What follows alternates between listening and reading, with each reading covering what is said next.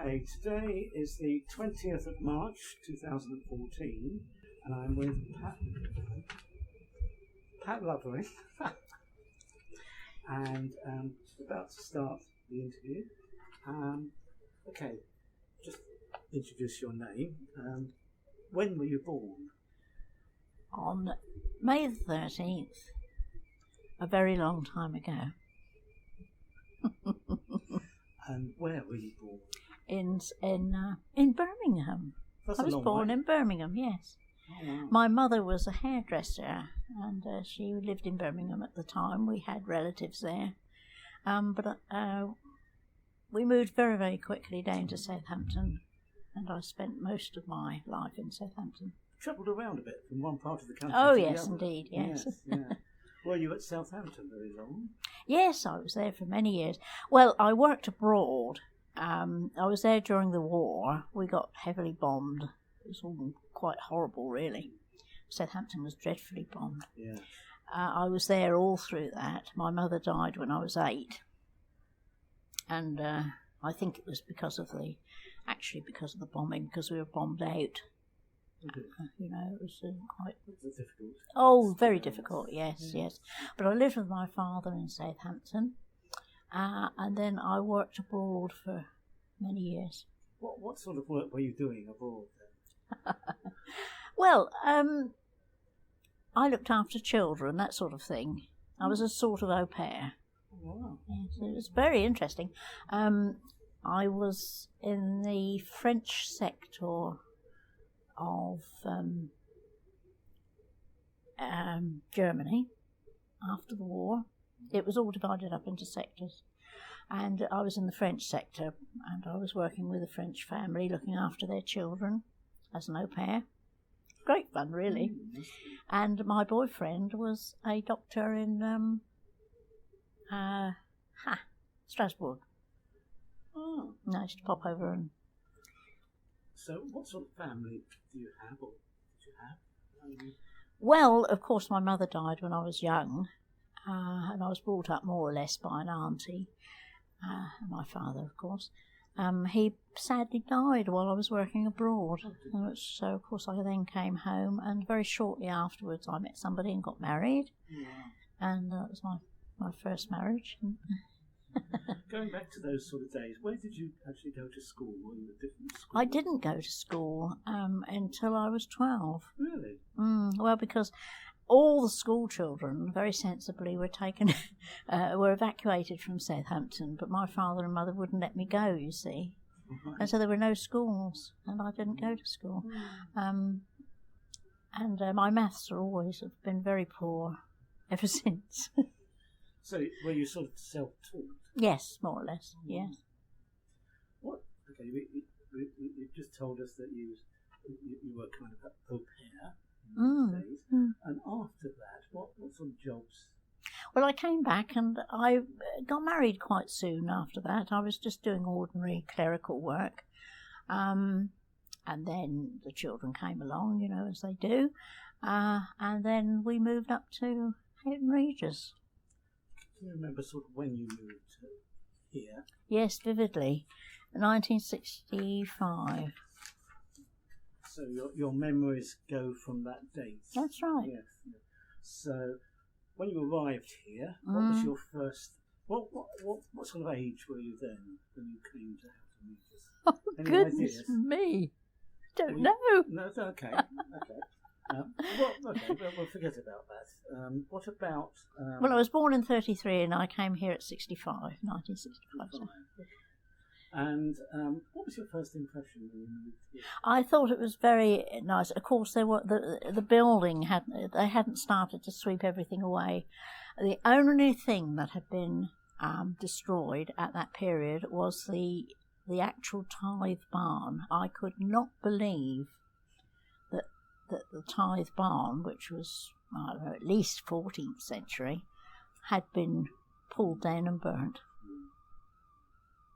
The tithe farm was still standing when I arrived, but that quickly went. And then from then on, it was just destruction, slowly, all over. Very sad. Yes, I I could not believe it. I think the Tithe Farm was a kind of feature of the town, wasn't it? Well, it was so pretty. big, I've got beautiful photographs of it. Yes, and it was so pretty and so rural. Oh, yes. So in those days, it was more or less a village. It was without all the great but changes. a busy village. It had a multitude of little shops. You could buy anything in Houghton Regis when I arrived there. My children used to run down with their pocket money, and there was I've forgotten the name of the shop now, but he had a little place for the children to ferret about and buy things for the Jaspers. It was absolutely lovely. It was lovely. And I have to tell you that I was extremely upset when it was all pulled down. Funny thing happened. As we were in the car arriving, this was 1965, and we arrived at the beginning of September, ready for the school term. And we came into the high street, right? My children, who were at that time were aged something like, 4 and so on. They said, Mummy, it's snowing! Because, of course, the cement works are coated everywhere. Yes. It didn't look like snow in the middle of August. They were fascinated by this, absolutely fascinated. I was less fascinated because the wretched chalk got everywhere, all the houses. At what point were you suddenly fascinated by the history? By the history and yes. What started you off? Well, it was because I was upset because everything was being pulled down, all these lovely buildings and these wonderful people that I liked so much, and it was all being just pulled down. I was quite upset, actually. And I thought, well, I can do something about it. And that's when I started to sort of concentrate on getting photographs and things. Quite early on, actually, about 65, I suppose. Pat is our local archivist, and she's got 1,000 or more pictures from the early days of Houghton Regis. I thought I'd throw that in. Thank you. Yes. I am bowing. So at that point, that's really stirred your interest. Yes, I was very interested, and of course, due to personal circumstances, I was alone with bringing up the children, and of course, this does make a huge difference. But nonetheless, from that time onwards, I was very, very interested, and made a hobby of it. Eventually to write books? Yes. How many books have you to do with Houghton Regis? Yes. To do with the area, 3. But they still seem to be going strong. They must like your work. Now, going back to the hall, did you have any contact with the people who lived in No, I'm afraid that the hall... No. It was owned by various companies, and that was fine because it was kept going, but then it fell into disuse, and this was very upsetting because I wrote many letters to the council. I was upset because the roof was stripped. Anything of any value was taken out. It was disgraceful, really. There was no. How did you use the park as a child? Did you go? Well, I wasn't there as a child, of course. No. But I took my children. Took your children? Yeah. Unfortunately, for most of the time, that we were there, my children didn't play in the park because it wasn't really altogether safe. And of course it isn't now. And in fact I'm not allowed to go and photograph. And I can it really is quite upsetting when you do try and do something like that. You know, it's not safe for a woman on her own. No. But obviously you walked near the park. Yes. Do you remember seeing anything? Was there cricket on the green? Did you see anything? Yes, of course there was cricket on the green. Was the football on the green? Well, there were sort of casual football. Yes. There were all sorts of things going on, really. I think the green was in constant use, wasn't it? I'm always amused because the Brandreth, the original Brandreth lady, was furious because, of course, she had no jurisdiction over the green. The green is public land and people could do what they wanted to, and they did. And she was furious because they were forever digging up the chalk, the clay to make things, you know. Right. Yes, they were constantly beavering away. She used to come down in her. I think anybody would be annoyed at that, wouldn't they? Well, of course, the actual pathway belonged to the Brandreths, so they had a safe where the coach came round. So that's the main path. Yes, the main house. path is Or the road. That's right, and that sort of belonged to the Brandreths. It would be interesting to find out if it actually belonged to them, but they certainly used it as they assumed that it did. I think it probably did. But the green itself, of course, is public ground, and the Brandreth lady was furious because they used to do exactly what they wanted there. Because do you remember anything at all about the gardens? No, I don't, because in my time the gardens were pretty derelict. Yes.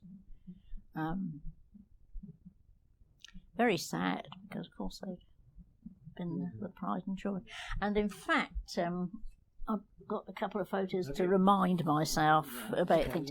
There's the original Brandreth building. Is that that's a print by George Arnold, isn't it? That's right, yes. He was a local artist. Oh, indeed. Yes, indeed. Yes.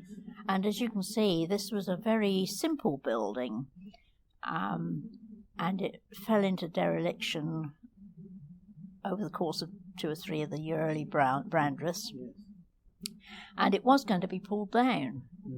But happily, is this the front? The back? well, you see, the front would be what we would call the back. This would be the front door where it is now. Yes. Right. Yes. And this would just simply be an ornamental door to get to the garden. Right. The church is there; you can orient it Yes. quite easily. Yeah. And this was 1830. Yes, that's right. Yeah. Oh. And of course, here's a famous photo from the Thurston collection. And here are the sheep coming out. Yeah. And of course, there were no lawnmowers, so the sheep were taken into the grounds of the hall to mow the grass. Yes. And so, Yeah, I've seen the big version of this. of course, in this the is. council offices, and it was lovely. Is it in the council Yes, office? yes. Oh, It's a beautiful print, mm. and it really sort of sets the scene. Mm. Of how I have got a proper. This is my. Yeah. And here's the best available portrait of Henry Chernock Gibbs Brandreth. There aren't too many of those. There aren't too many portraits of him. No, because he was a very shy man. Yes. Yeah. But he did a lot of good. This is Mr. Henry Chernock, Gibbs Brandreth. That's right. They were a whole succession of them at one point. I've rather lost track. I have got it all somewhere, yeah. but it's in my book. Wow. But of course, the memory goes, when you get older. But the thing is that he, although he was very shy and retiring, he was very good for Houghton Regis, because he did a great deal of good in many, many ways. And we can thank him, of course, for the upkeep of because they were going to pull the old house down. It got to a state of pretty well total dereliction, but he decided that he would hang on with it. And here he is. There's of course, this was his pride and joy. The fire engines, yes. It was his little toy. It was his toy, yes. You can see him. He's lurking about somewhere in the background. Yes, there he is. He was very shy. Very shy. And very pleasant, apparently, and did a lot of quiet, good work. If you've got time to take your camera into the church, yes, everybody is documented there. Yes. The place where the fire engine was there in my time. Yes, so that's in the front of the building. Is it in the front of the building? Part of the wall. Yes. I don't know what you mean by the front of the building. Well, if you're approaching from the road going towards the house. Oh, no. If you're going towards the house, it was on the left. On the left-hand side. Oh, right. Oh, right. And it was there in my time. Right. It was used as a bus stop. Was it? And all sorts. Yes.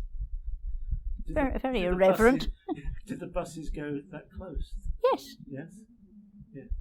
I think it's the opposite side of the road from the actual Brandreth building. Oh, right. Oh, I see. Yes. It's on the main road. Oh, right. Now we know. Okay. Right, thank you. I assume you know things when you don't, of course. This is a Charles Smye picture, which was in use, to my knowledge, for donkey's years. He did this picture, and it was used again and again and again all through the First World War. It's the house, and this is another version of it. It was very ubiquitous. And in fact, the hall was kept up very well until it finally started to go to pieces at the end of World War One. It was in a state of quite dereliction. This is from which angle? Is this the back? No, this is yes, what we would call the back, but of course because the actual that's the front to them. Yes. Posh people. Yes. Posh people had the facade at the front, and everybody else went in through the side door, darling. We didn't. Yes, indeed. Yes, don't show your ignorance. Yes, toads. Here's a very. This is the end of World War One in 1918, and you can see that it's hit hard because, of course, everybody was called up. I mean, the First World War was a bloody affair, and many people died from the village. They marched off and never came back. In your era, when you were here, what else went on in the park itself? Do you know? Well, no, because all the time I was there, really, I didn't have occasion to go to the park in the early days. And then later on, of course, and for a long time now, it's not safe No. Were there any events held? On the green, you mean? Yes. Yes, there were events on the green all the time. I've got many, many photos of... what sort of events were happening? Oh, they look very jolly. They've... I don't know. Gymkhanas and things like yes, that? oh, definitely Gymkhana. I've got some Gymkhana pictures to show you. But absolutely any sort of thing. There were many... There were often sales of things, you know, and what do you call them, carts with yes, they used to have a cart with all their goods on, didn't they? Yes, and there were lots of those about. It was very common, and I would think on a regular basis. So. Can you remember the walled garden at all? No, the walled garden was in a state of disrepair when I got there. Yes, I've never seen it. In fact, it's at its best that I've ever seen it now. I haven't been up recently, of course, because I can't walk anymore. But last year I had a look round, and I was very impressed. It had been tidied up and replanted to a certain extent. Yes, well, I hope with the Renaissance project, yes, it will be wonderful again, yes, restored to its original features. Yes, well, I hope so. Yeah. But you see, you're going to have to tackle this business of the unfortunate people who run round on their motorbikes. And I think everybody's aware. Well, yeah, but I mean, it's a difficult thing to tackle. It is, yeah. You know, with all the best will in the world. Here's Lieutenant Colonel Part, who, of course, was wonderful. He was a wonderful chap and kept everything. That was before your time. Yes, I'm afraid so, yes. But, of course, I know all about him. Here he is, inspecting the new British Legion standard. Undated, unfortunately. People don't date their photos, you know. It makes it awkward later in life. Yes, yes. And right now we've got 3 lovely photos here for you. You'll be thrilled with them. This is the Gymkhana. It's 1949, and now you've got to envisage it as including all the part that's now built on at the bottom. So the whole of the area belonged to Colonel Part.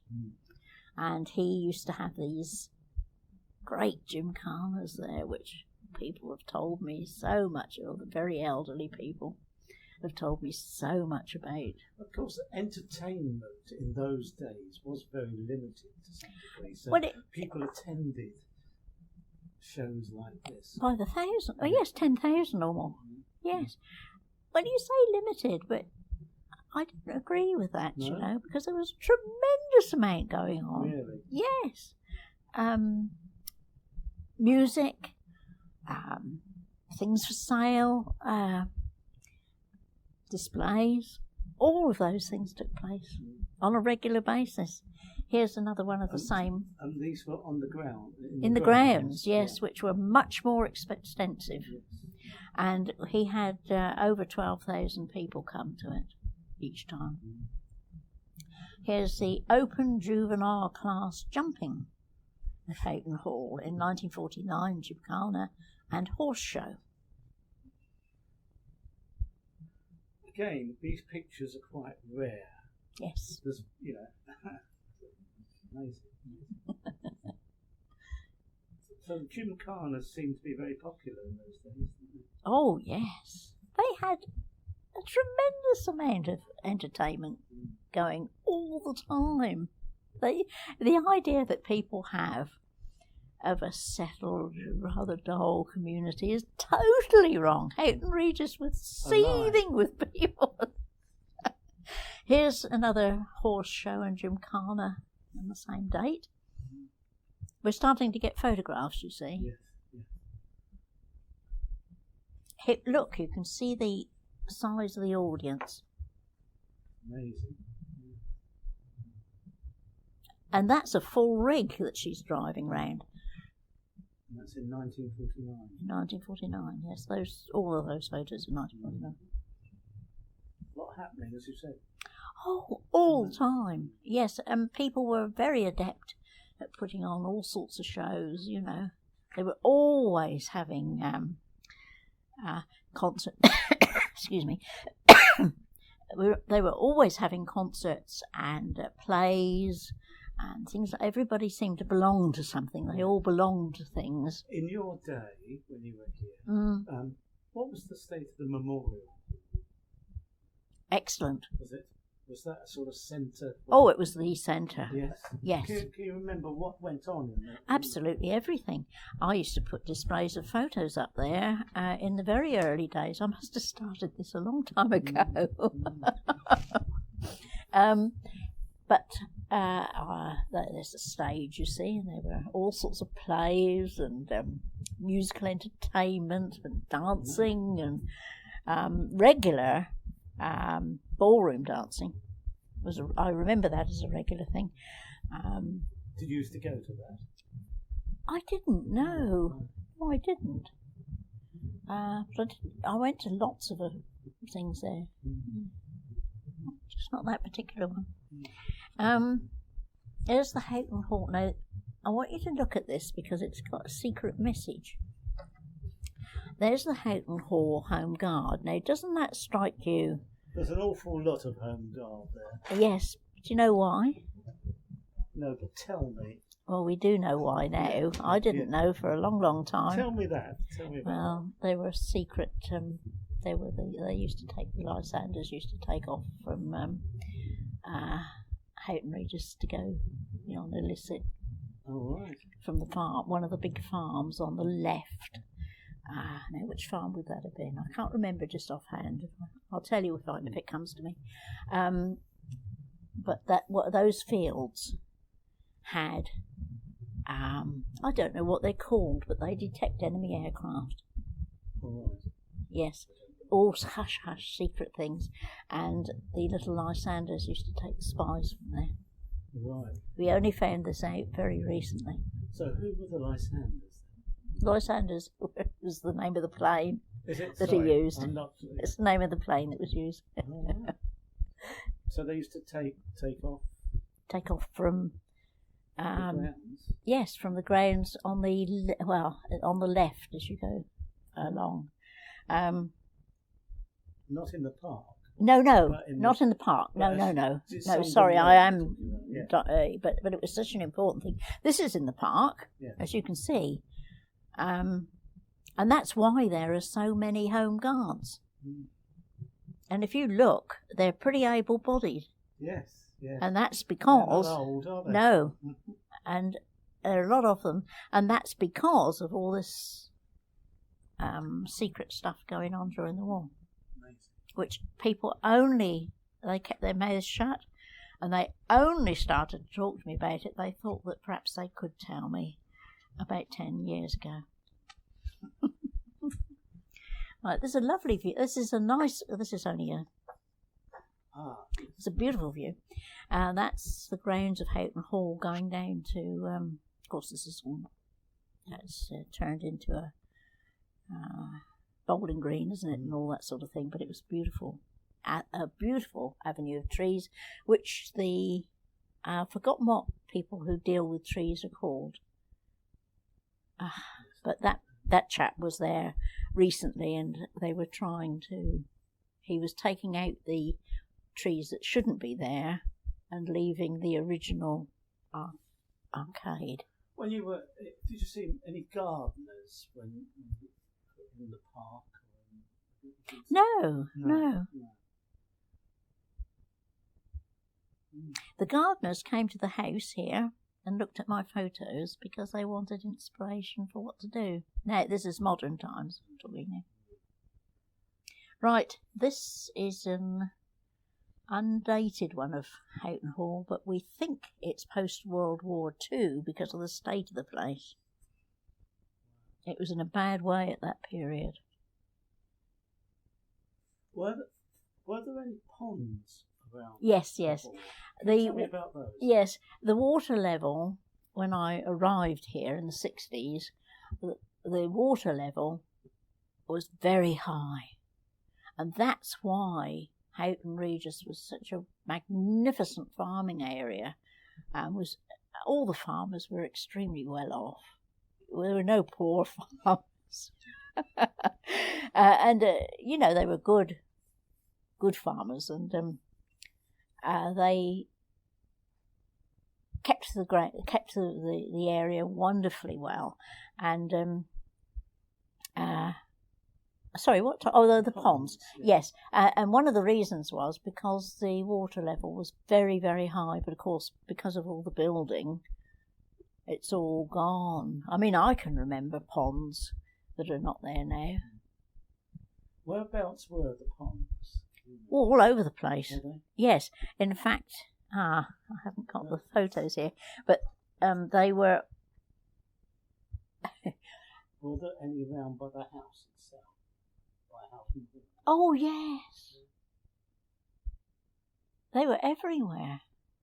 You'll have to leave that with me, but I'll have a little look and identify where they were in relation to the house. What about the tributary to the River Lee, which was by the side of the pavilion? Did you ever see that? No. To the side of the pavilion? The other side of the pavilion on the green. Yes. Oh, that little trickle. That's it. Yes. When I first came, it was quite a big. Yes, but of course there has been so much building. Yes, sorry, I didn't connect it from because of course it disappeared quite a long time ago. Yes, it's only a trickle there. Yes. It was It was quite a hefty sort of affair. Right. The pavilion was there when you arrived. Was it or wasn't it? Must have been something there. Yes, I think it was there. It had just not long been built. It was in constant use. Yeah. It was always cricket, football, goodness knows what going on. Yeah. That's good. Much more than we see now. This is a famous picture of Charles Smythe. He came to Houghton Regis in 1901. He's a very famous photographer. I've got a picture of him with his family if you're interested any time. Oh, that's just another picture of the Houghton Hall. We're getting quite blasé now. He was Mr. Smythe. Yes. Charles Smythe. Was he here when you were here? Yes. He no, sorry, he wasn't. He died in the 50s, and I came. Can't remember when I came now. 60s. I came in the 60s. Yes, he hadn't long been gone. No. But many of his pictures are still floating around. Oh, of course, because he was a wonderful photographer. Yes, really, yes. I've seen some recently. Oh, stunning. And there's the hall and lodge together, and you can see quite a difference here. This is 1985, which is quite late, but you can see the difference. My friend lives here. Yes. That's where all the servants lived. Well, it was mostly grooms. Grooms, yeah. And this would have been where the coach was. But this is there are rows. These houses are incredibly big. Right. They're not little cottages. No. So they look bigger than they are. Well, they don't look anything at all. No. But in actual fact, they're a considerable building. There's how this all was in. Well, I haven't put the date down, but this is how it looked originally. This is how it was when it was in use. Oh, when it was in use as a right. Yeah. Wow.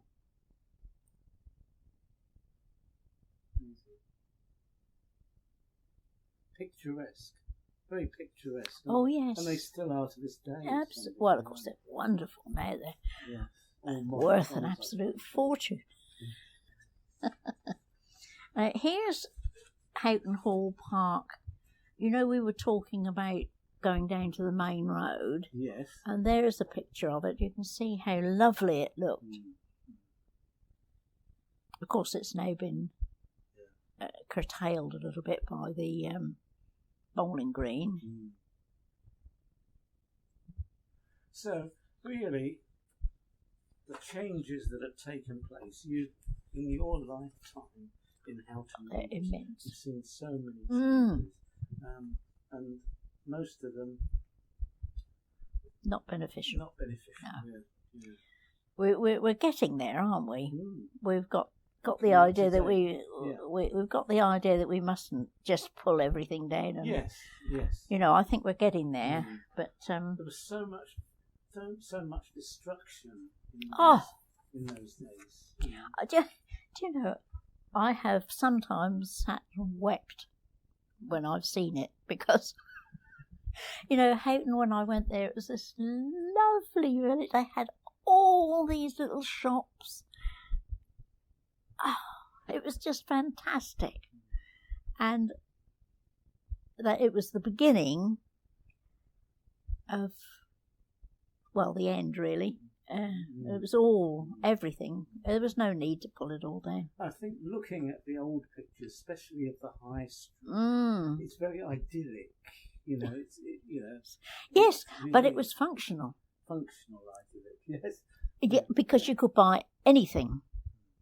When I first went there, the shopkeepers were lovely. Might be a bit chaotic, you know, but my children used to run down to Jasper, whatever it was, and spend their pennies, you know. Was anything delivered to the houses in those days? Yes, you could have things delivered. Yes, because this was in those days that did happen. Yes, actually by horse and cart sometimes. I mean, milk wasn't in the churn by the time you arrived. No. It was milk bottles. Then, Yes. And that was delivered. Milk was delivered. There's so many changes. Well, thank you very much. It's my pleasure. We'll probably do another one about the town eventually, but at the moment we're concentrating really on the green and the park and the house in this particular project. Thank you very much for telling us the story. That's pleasure.